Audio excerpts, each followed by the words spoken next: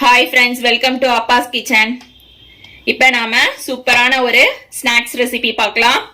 ஒரு பவுல் எடுத்திருக்கேன். பவுல்ல வந்து 1/2 கப் அளவுக்கு சீனி எடுத்திருக்கேன். 1/4 கப் அளவுக்கு எண்ணெய் எடுத்திருக்கேன். சீனியும் எண்ணெயும் நல்லா மிக்ஸ் பண்ணிக்கலாம்.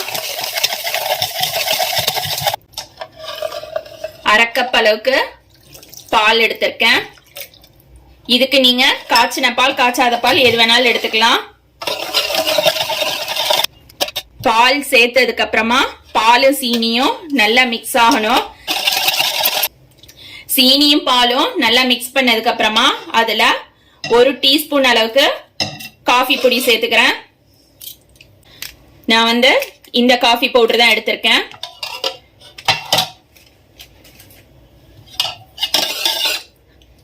காஃபி பவுடர் சேர்த்ததுக்கு அப்புறமா நல்லா மிக்ஸ் பண்ணிக்கலாம்.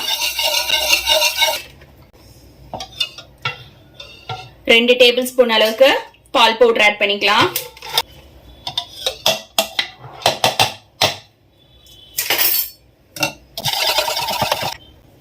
இதுல 1 கப் மைதா சேர்த்துக்கிறேன். அது கூடவே 1 teaspoon baking powder, 1/4 teaspoon baking soda ரெண்டையும் சேர்த்துக்கிறேன்.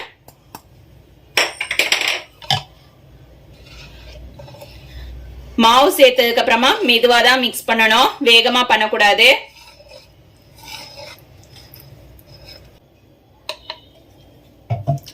ஒரு டீஸ்பூன் வெனிலா எசன்ஸ் சேர்த்துக்கிறேன்.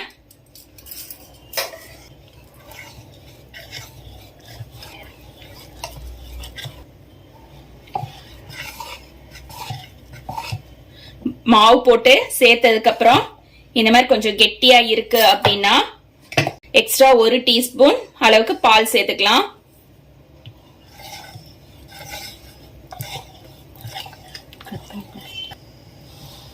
மாவு மிக்ஸ் பண்ணதுக்கு அப்புறமா இந்த மாதிரி ஒரு ஸ்பேட்ல வச்சு சைட்ல உள்ளதெல்லாம் எடுத்து விட்டுக்கலாம். மாவோட பதம் பாத்தீங்கன்னா இப்படி எடுத்து விடும்போது இந்த இடத்துல ரிப்பன் மாதிரி விழுது பாருங்க, இதுதான் கரெக்டான பதம். நாம இன்னைக்கு பண்ண போற கேக்குக்கு பாத்தீங்கன்னா முட்டை சேர்க்கல. இது வந்து எக்லெஸ் கேக்கு, காஃபி கேக்கு, ரொம்ப சூப்பரா இருக்கும். அதே மாதிரி நாம இன்னைக்கு அவன்ல பண்ணல, கேஸ் ஸ்டவ்ல தான் பண்ண போறோம். அடுப்பு ஆன் பண்ணிக்கிறேன். அடுப்புல இந்த மாதிரி ஒரு தோசை சட்டி வச்சுக்கலாம். தோசை சட்டி சூடு வரட்டும். ஃபுல்லா வச்சுக்கணும் அடுப்பு, சட்டி சூடு வர்றதுக்கு. சட்டி சூடு வந்துருச்சு. இந்த மாதிரி ஒரு குழிப்பணியார கல் எடுத்துக்கலாம். குழிப்பணியார கல்ல கொஞ்சமா பட்டர் எடுத்து எல்லா பக்கம் தடவி விட்டுக்கலாம், ஒவ்வொரு குழியிலையும்.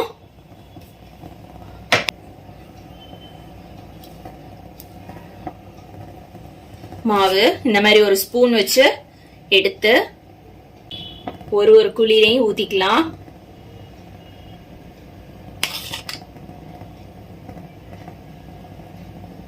ஃபுல்லா ஊத்த வேண்டாம், 3/4 குழி இருந்ததுன்னா போதும். குழிப்பணியார கல்ல மாவு ஊத்தியாச்சு. இது பாத்தீங்கன்னா சாக்கோ சிப்ஸ் மேலால போட்டுக்கலாம். சப்போஸ் இது உங்ககிட்ட இல்ல அப்படின்னாக்கா அதுக்கு பதிலா நீங்க ஏதாவது ஒரு நட்ஸ் கூட போட்டுக்கலாம். சாக்கோ சிப்ஸ் போட்டாச்சு. இப்ப ஒரு மூடி போட்டு மூடிடலாம். அடுப்பு பாத்தீங்கன்னா சிம்ல வைக்கணும். ஒரு 10 மினிட்ஸ் கழிச்சு ஓபன் பண்ணி பார்க்கலாம் வெந்திருக்கான்னு சொல்லி.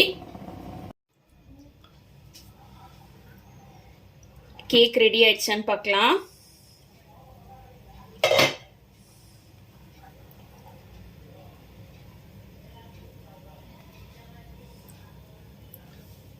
டூத்பிக்ல ஒட்டல பாருங்க, ரெடி ஆயிடுச்சு. நாம பணியாரக்கல்ல இறக்கிடலாம்.